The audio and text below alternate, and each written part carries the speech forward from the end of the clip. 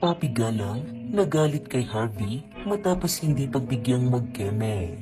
Umani ng samot-saring reaksyon at komento mula sa netizens ang naging asal ni Papi Galang sa kanyang partner na si Harvey matapos siya nitong tanggihan sa ilang mga kadahilanan.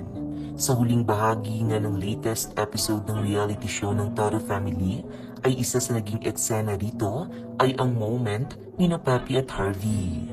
Mapapanood na tila pinagandaan ni Papi ang oras na iyon na kung saan bagong ligo ito at nakasuot ng sexing kasuotan at handa ng makipaglambingan sa kanyang asawa na si Harvey.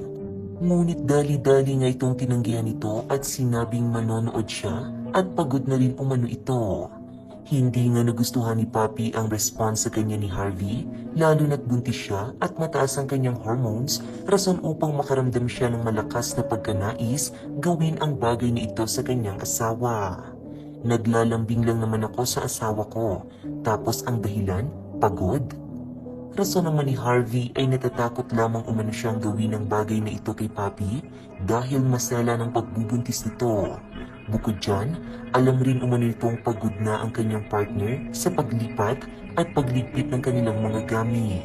Nais umanong maiwasan ni Harvey na matagtag si Papi lalo na kung gagawin pa nila ang bagay na ito.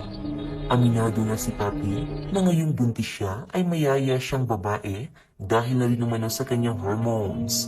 Ipinagdiinan rin ito na dapat ay ibigay sa kanya ni Harvey ang keme lalo na't ibang kanyang nararamdaman dahil na rin sa pagbubuntis.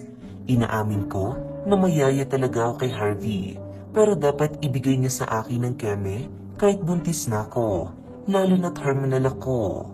Hindi naman napigilan ni Papi ang magtampo at madismaya kay Harvey at sa ginagawa nitong pagtanggi sa kanyang ilang beses ng pagyayaya.